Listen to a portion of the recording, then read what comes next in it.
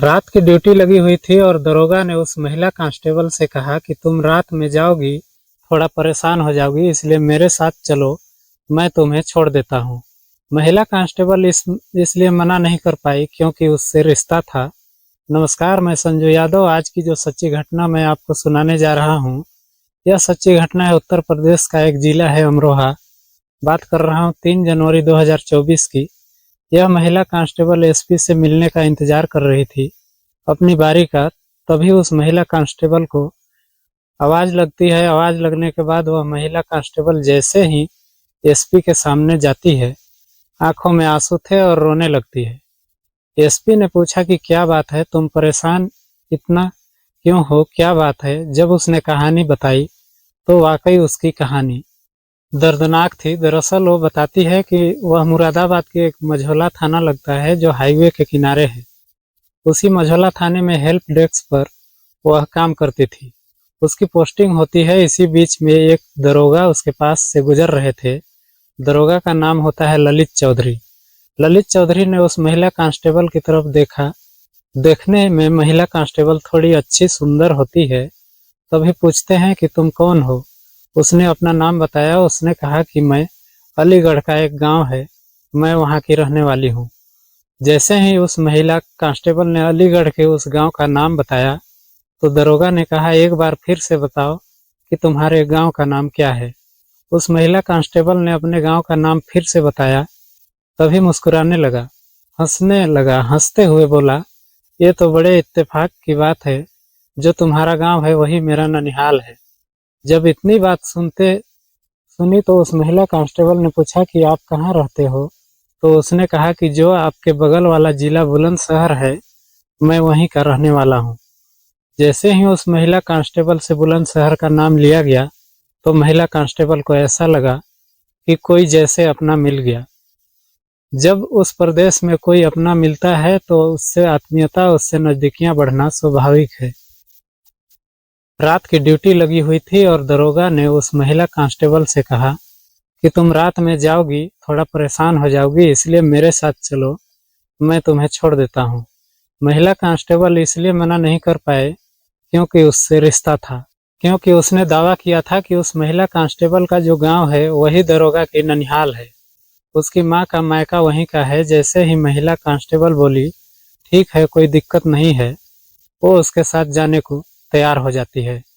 और यह पहला बार था। अब इसी तरह से महिला कांस्टेबल से वह दरोगा किसी न किसी बात पर, किसी न किसी बहाने से बातचीत करने की कोशिश करता था और उससे अपने साथ छोड़ने का कोई न कोई बहाना ढूंढता था। धीरे धीरे यह एक शुरुआत थी और शुरुआत जब ऐसी चलती चली जाती है तो उस महिला कांस्टेबल से उस दरोगा की थोड़ी नजदीकियां और बढ़ जाती है।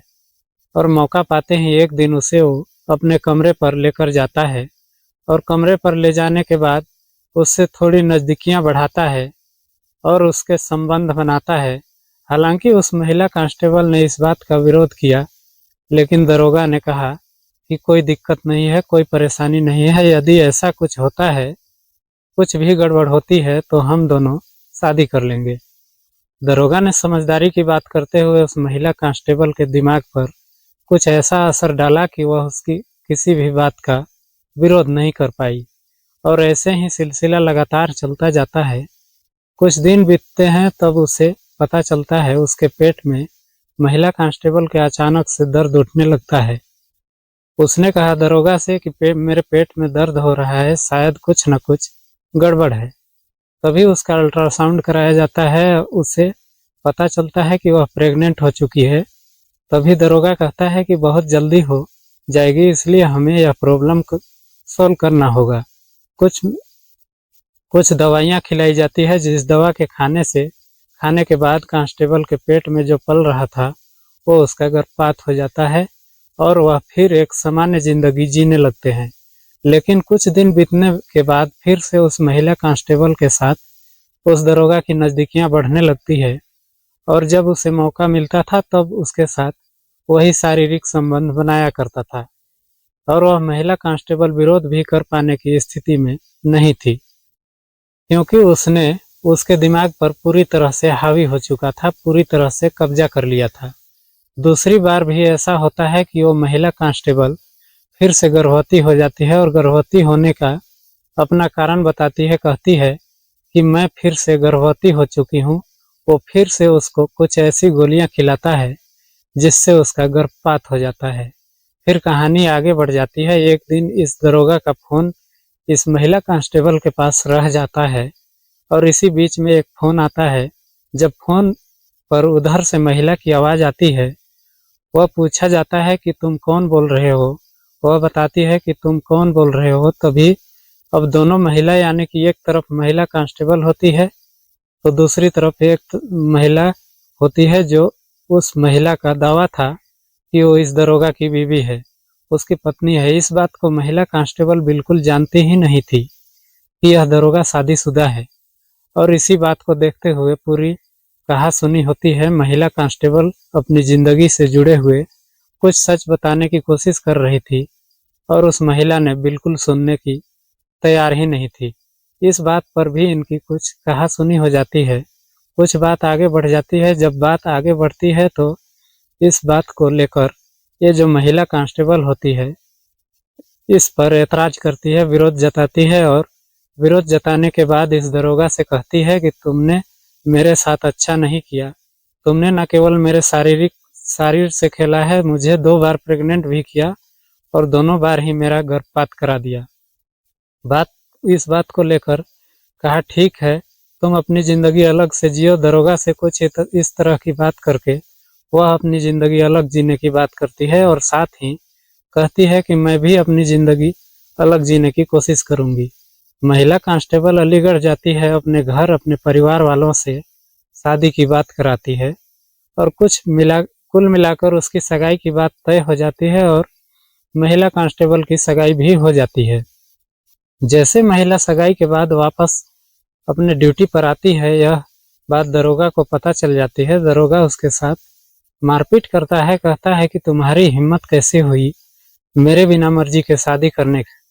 तो जब महिला कांस्टेबल ने कहा कि तुम शादीशुदा हो, तुम अपनी जिंदगी में खुश रहो और मुझे अपनी जिंदगी जीने का अवसर दो, तो तुम मुझे इतना परेशान क्यों करते हो। तभी वो कहता है कि अगर तुम्हें शादी ही करनी है तो कम से कम मुझसे पूछ तो लिया होता, क्योंकि मैं तुमसे शादी कर लूंगा। जैसे ही उस महिला कांस्टेबल ने यह बात सुनी तो उसे बड़ा आश्चर्य हुआ, सोचने पर मजबूर हो जाती है।